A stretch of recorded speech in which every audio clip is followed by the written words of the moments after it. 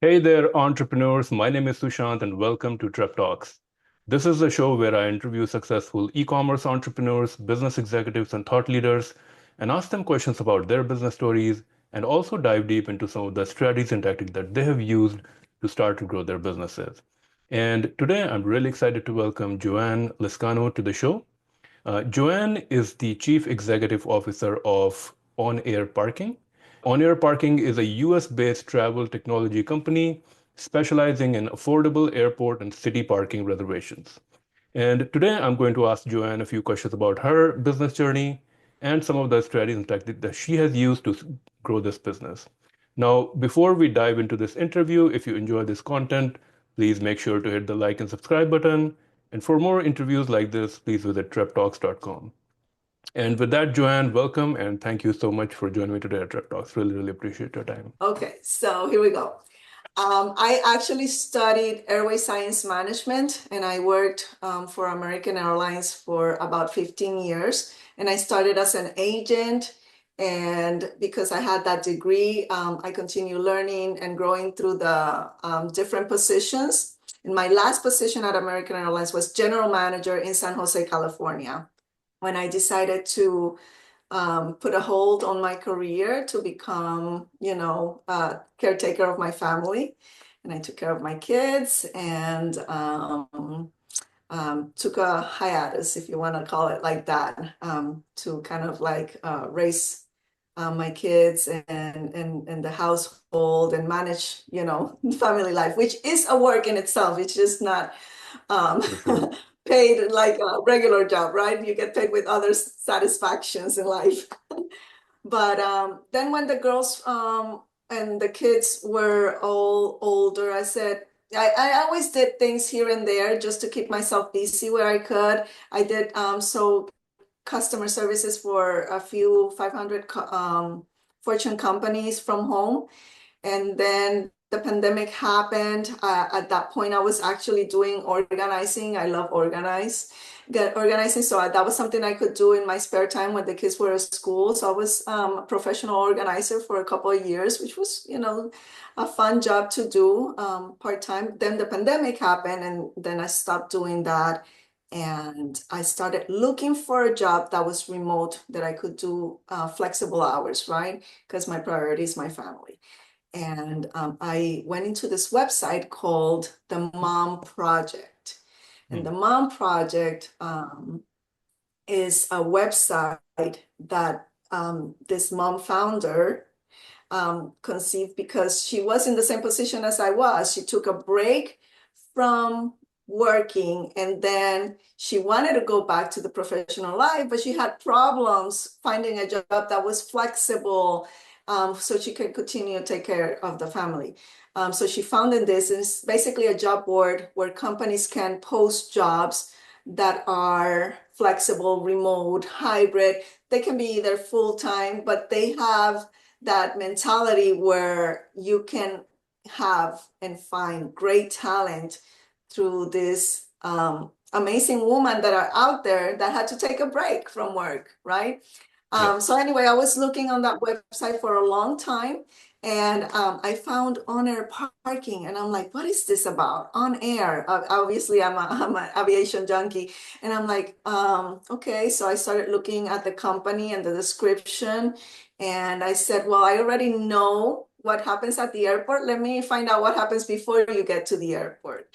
And that's how I got the job with On Air Parking. I started as a customer service manager for them, part-time.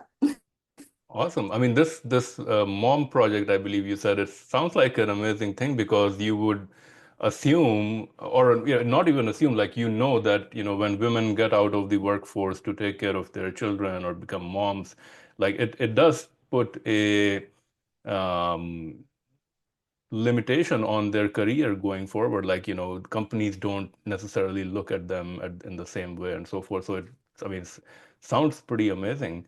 So how long did it take you from, Yeah. you started as a customer service at this place to becoming Mhm. a CEO? So I started with this company in 2021, and I got the position in June of 2024. So it took me 3 years. Wow. It was never in my wildest dream that I was gonna become CEO of this company. So I just, like I said, I just wanted to use my brain. I just wanted to work, contribute, have my own money, and not that I have to work. Thankfully, God bless me with that, and my husband, who's an amazing caretaker. But I just wanted to do something. I know I could give, professionally.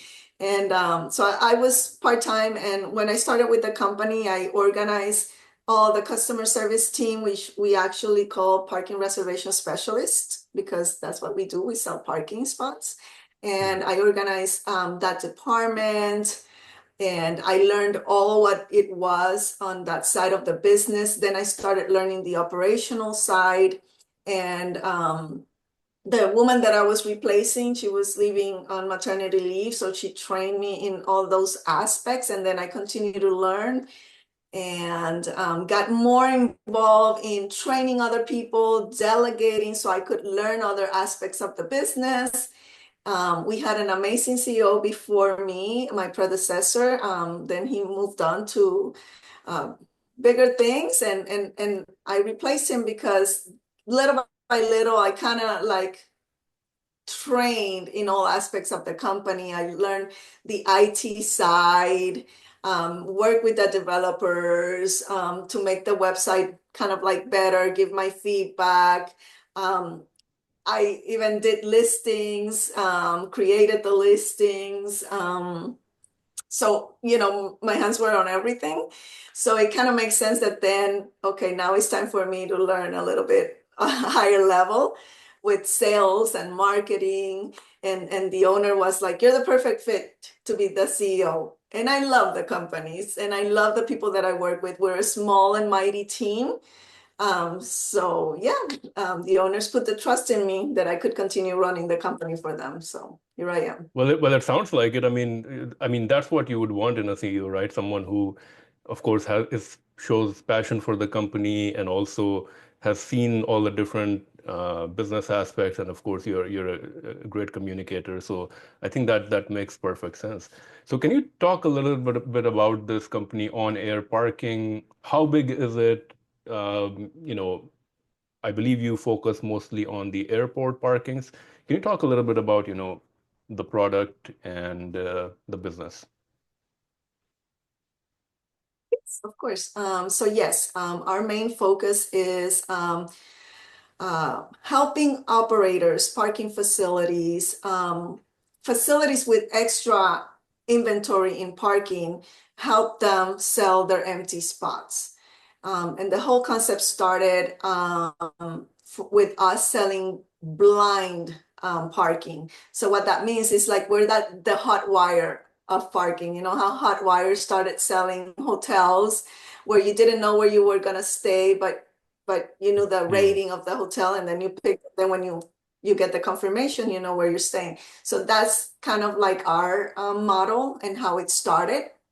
Hmm. Um, because we didn't want to compete with the actual facilities and their regular rates. So they give us a certain amount of spots at a discounted rate. And that's how we started selling blind for them, basically selling what they couldn't sell.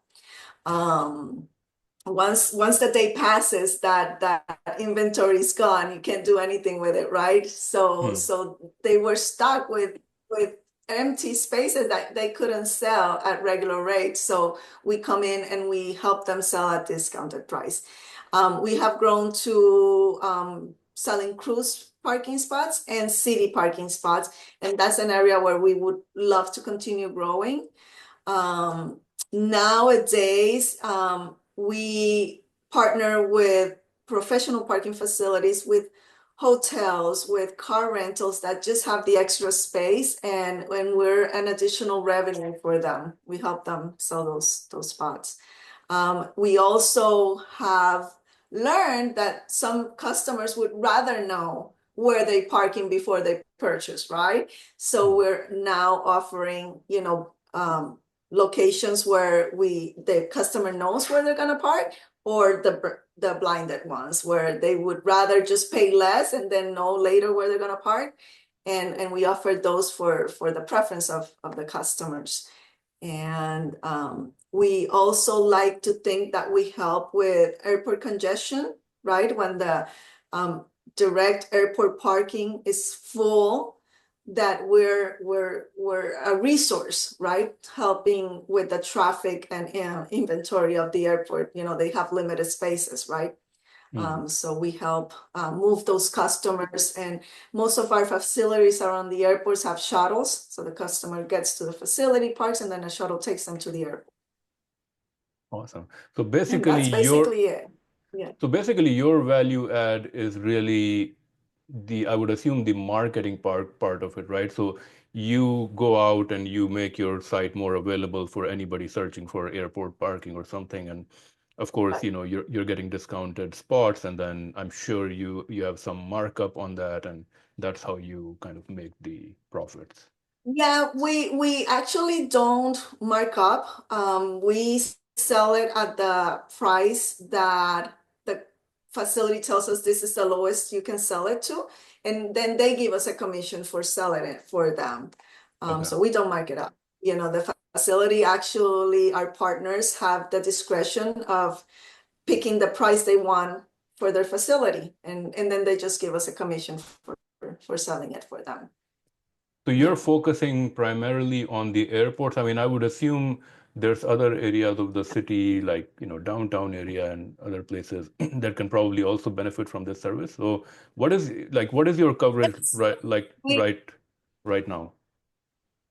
I'm glad you asked because we just recently signed up a big partner in New York, and we are selling daily rate in New York for $14.99.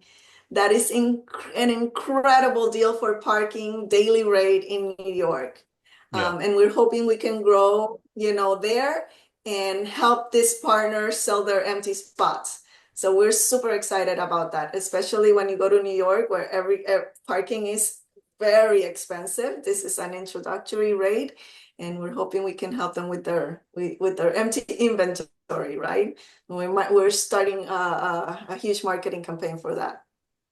So is your brand on-air parking now kind of um, easily recognizable brand in the US? Like people now know this app very easily, or like what kind of marketing do you have to do to sell the parking spot that is, that's usually vacant? Like you probably have to do some sort of a push, right?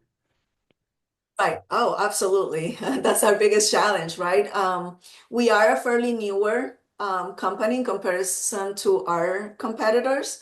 Um, so we have a combination of Google paid ads, search.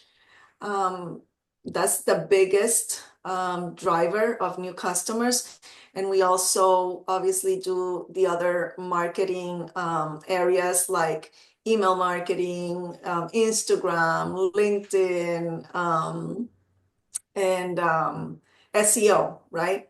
So we have to invest in all those areas to make sure that our partners, get customers, because that's the whole point. We really strive in win-win situations, right? Well, the partner gets to fill up spots that they would have not been able to, and to provide traveling customers that are budget conscious with a least expensive option for them, so they can, save in parking, spend on life and in experiences and in other travel expenses. And then we also want our employees and shareholders to be happy with what we're doing, right? And our employees to feel that they are contributing. And so, yeah, we market in every way we can. So is this still like a privately owned business? Yes, Yeah. Okay. And yes, it is. yeah, I'm curious, what is the uh like where are you I guess what's the market opportunity for your business? Do you think there's a lot of, I mean, in terms of your competition, as you said, you have more traditional players. Who is your biggest competition, and like, is your strategy really to go after their market, or like is the market big enough in the US that everybody can play easily? No, I think there's plenty of opportunity for us to play in the pond, right? Um, we are literally like a small fish in a big pond, right? With bigger fish out there that are bigger in size, in employee size and have been longer in the industry. Um, we just want to make sure that, again, we provide value for the partners, that they can trust us, that we're going to sell as much as we can, and to our customer, we want to make sure that we provide the best customer service that we can.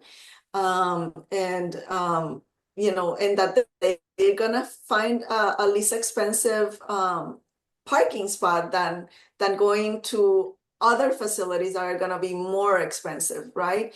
Mhm. Um, you there's plenty of inventory at plenty of different prices,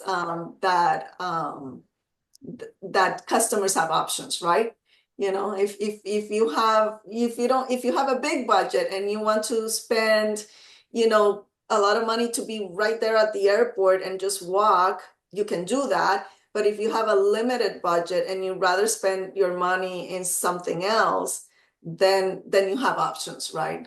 Yeah, And a lot of people also use share ride companies to get to the airport, yeah. which is also kind of like a competitor of ours, right? Because you can either drive yourself or get a share ride. But some people live so far away from the airport that becomes really expensive in comparison to just parking near the airport. So we Mhm. provide in between 60 to 80% savings to customers with those specific scenarios, right? Yeah, So yeah, no, I think we all have different customers and reach, right? yeah, for sure. Uh, what do you spend your time every day as a CEO right now? Like, is your big focus towards like customer acquisition? Like, what does your day look like as a CEO? Well, when I get in, I make sure I look at the numbers, right? This part of the job. I look at the numbers. I look at our sales for the previous day. I compare how we're doing, year over year. And then I make sure I respond to every email as fast as I can, just because I want to make sure that everybody knows that I'm accessible and Hmm. and I answer questions from my staff. They are free to text me, call me, send me message through WhatsApp. A lot of calls, talking about marketing, talking about sales, talking about if there was any issue at any facility. Um, uh, I try to find um, innovative ways to partner with other parking industry, either operators or finding synergies in other companies that we can partner together and help each other collaborate. So I spend a lot of time doing that. And yeah, that's kind of like how my day goes. No, that I'm makes a also lot of sense. learning about AI. I'm also learning about AI, which is the big thing. So I have to mention that. I spend a little bit of time doing some research in AI and how that can contribute to the company being more effective. Wow, very nice. What, where do you see like AI playing in this? Is it more like price manipulation, like based on demands, or um, what is the So, opportunity for AI? yeah, for AI, there's so many tools out there, which I'm just starting to explore. You can just become more efficient with, reports, right? With Yeah. content creation. for marketing, Yes, yes. with analyzing data, So it just does things so much faster than if you sit down with an Excel sheet trying to yourself to evaluate it. So Sure. there's plenty of opportunities there. It's just a matter of finding the right one that fits your needs at the moment. But I'm Right. starting to learn all that, which I think is fascinating. Yeah, I mean, from an operational perspective, it can definitely bring a lot of efficiencies. I know that you have the apps, you have the iOS app and you have the Google Play app. I'm Mhm. assuming that's where most of the customers access your platform, or is it more Yes, on yes. your website also? Yeah, we have a good combination, a lot of mobile usage. We are super happy that our app users are growing. We started offering discounts, right? Basically, if you use the app or the browser, and that's helping a lot grow our customers in the app, which I'm very happy that that's happening because it creates also a convenience for the customer when you have where you have the reservation right there, the QR code comes up, you just scan it, and those facilities that are gated, it's just super easy to look at all your reservations and use that. So yeah, I'm super excited that actually our app users are growing, so. No, that's great. What does your team look like? I mean, it seems like there's different aspects of the business, and seems like it could be a small. I mean, I believe you said you have a small team. Can you talk a little bit about your team? Yeah, we are a very small but mighty team. I have my right hand woman. I also found her in the Mom Project, and she's amazing. She is our director of customer care and communications. And I have my director of sales and marketing. And he is also a superstar. He works with our partners, making sure that we can get to a price point where we sell good for them. And he also, reach out for more people that can benefit of our services. And he kind of handles our marketing. He's just a rock star as well. And then we have our PRS team, and then we have our developers, which are great. And now that I'm learning about AI and coding, I appreciate them even more, with all the work that they have to do to keep the website running and implement all the changes that we want to do, and how they think about it and code for it. So, and that's it. That's our team. We're very, very small but mighty. Awesome. How do you see your business 2 to 3 years down the road? Like, do you see it becoming like just growth? Is your focus primarily on growth? Is your focus on like moving into different markets? What do you focus on like a 2 to 5 year horizon? So our vision is to create brand awareness, right? We would like for more people to know about who we are, how devoted we are in providing a great, parking experience.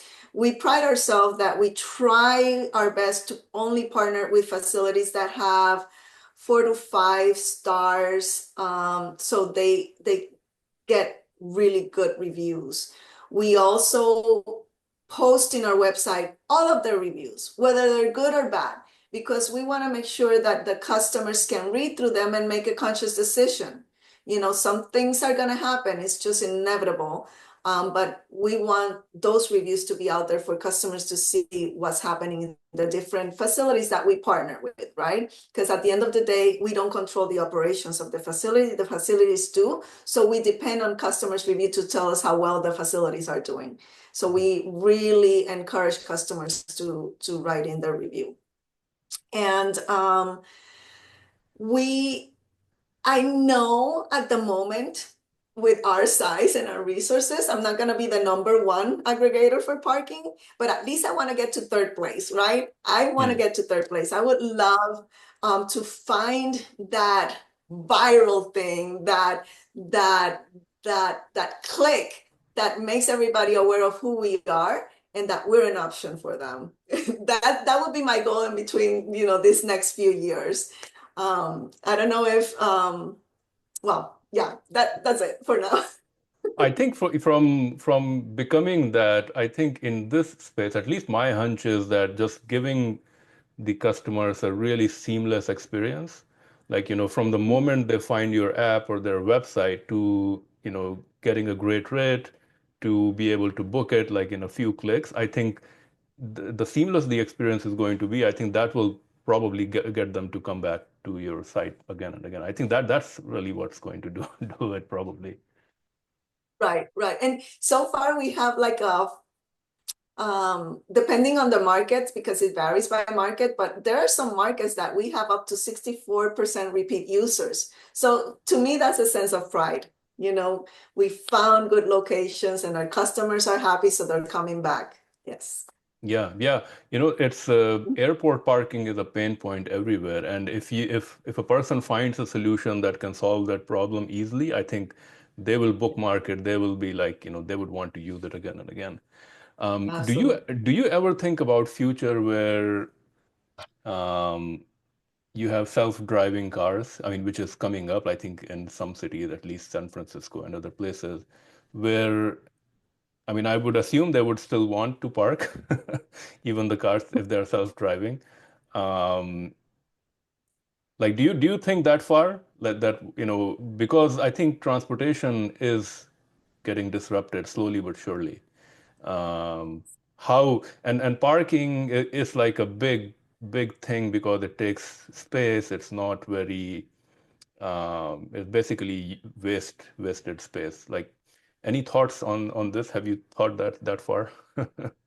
You know what? I have not think that far about um, self-driving cars because it seems still so far away. I know they're here, but I know they're not trusted completely, right? My we used to have an electric car that had a little bit of self-driving, but not 100%. And you still can't trust it completely, right? You always have to keep an eye on it. I don't know if I would go into self-driving car taxi yet. Like I would give it a couple more years for it to be, proven that it works 100%. But that is actually a great idea to think about how we can collaborate, with those, with that product and how we can help them find parking when they have a destination, right? And help them, okay, these are safe spaces where you can park. I would love to explore that. Absolutely. So thank you for the idea. Um, in terms of, I mean, anybody who wants to pursue executive roles in a company or want to become a CEO, especially like, from a female point of view as well.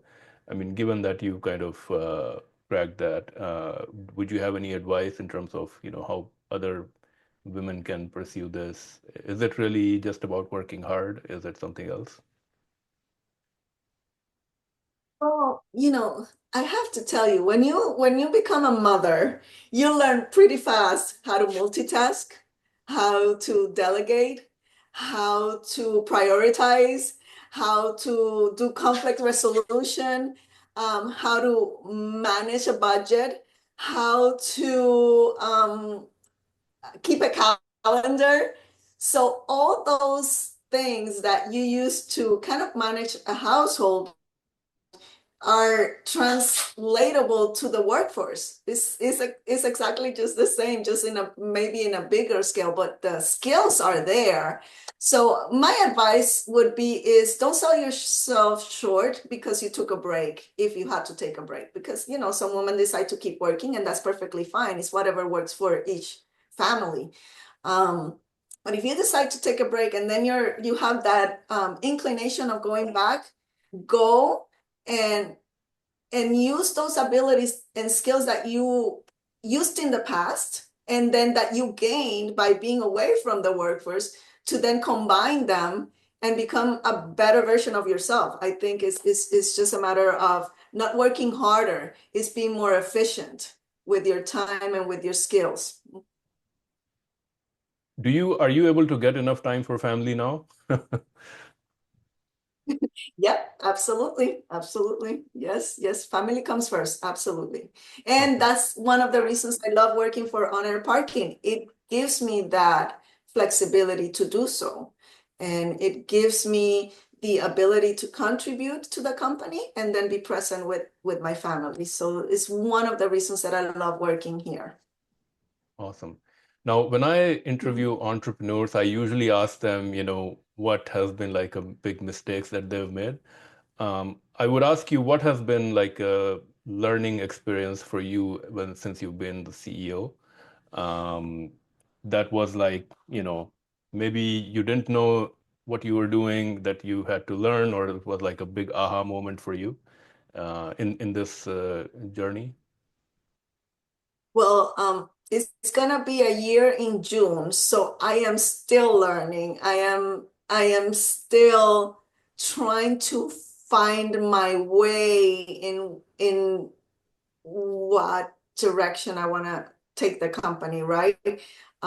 So every day for me is a learning process. The challenge for me is numbers. I am not a number person. I am an organizer. I can put procedures in place. I run a lean machine, an effective machine, no redundancies in bureaucracies and to get things done, but the numbers is my challenge, right? So I count on people to advise me, right? Marketing, the technical marketing, I never did that. I worked for a huge company that did that for us. So that's a learning curve for me. But I've surrounding myself with people that are smarter than me and more knowledgeable than me in those areas that can advise me, in the right direction. So that's what I would tell anybody, that get into this job. You don't have to know everything, but know the right people to get you the right answers. For sure, for sure. That makes a lot of sense. I think there's also I saw a video of Jack Welch, I think, who was the previous CEO of GE. He had a video somewhere where he gave a really succinct, good information on how how to how what do executives need to know from like numbers point of view, um, and I think it was very educational. I think he talked about you need to know variance year over year and all those things. Like if you know these specific things, you'll be good. Like at the leadership level, you need to know what's the number this year, what was the number last year. Are we good growing? Are we not growing? So I think it's more of a high level understanding, right? Right. Yeah. And remember back when you told me how's your day looking? That's the first thing I look, my year over Yeah, year numbers. Yeah. yeah, exactly, So exactly. that makes really, really good sense. But I would love to watch that video, so I'm gonna Google it. Yeah. I'm going to move on to our rapid fire segment. In this segment, I'm going to ask you a few quick questions and you have to answer them maybe in a word or a sentence or so. One book recommendation and why? So, Diary of a CEO by Stephen Okay. Barnett. Oh my Yeah. God, that book is incredible. I don't know if you know about it. He has a podcast, Yes. and the way he just, communicates the things that you should know and then the things you should focus on. And I just love that book. Yeah, I read it over and over again. And like I go back and look at different things and different strategies. He's a marketing um, guru, I would say. So I would love if he would take me in his podcast, but Okay. and show me the ropes, right? I would love it. So that's the book. Awesome. Yeah, I know him. He has a great podcast as well. And yeah, I watch those videos on social media quite often, actually. An innovative product or idea in the current business landscape that you feel excited about? Innovative product or idea? Um, I know you mentioned AI, but is there anything else that you feel excited about? Yeah, I have to say, AI comes to mind. In my class, I was playing a little bit with the different chatbots that are out there, and the learning machines, and how it's taking the current data and evolving from the current data to create new one. To me, that seems fascinating, and I think there's so much possibilities when used in a good way, to do good and to be more productive during your day. So yeah, that's what I'm excited about. I know there's a lot more that's to come. A business or productivity tool or software that you would recommend, or a productivity tip? Well, we're kind of fans of ChatGPT. That's the product that we're using more at the moment as a company. Another startup or business that you think is currently doing great things? Well, I have to mention Okra. Okra. Okra, yeah, Okra is the name of the company. And what they do is they actually help facilities manage their inventory and pricing, because obviously facilities have the ability to provide inventory to more than one aggregator, right? Like hotels. You can get hotels at hotels.com, Hotwire, Expedia. So Okra helps the parking industry manage all that inventory in the different platforms to avoid oversales and to maximize revenue. And the CEO, good friend of mine, Ethan, his story is amazing. You should also interview him. I actually can refer him to you. His story is amazing. He started selling parking spots from houses, in their yards for huge venues that didn't have enough parking for all their people. Hmm.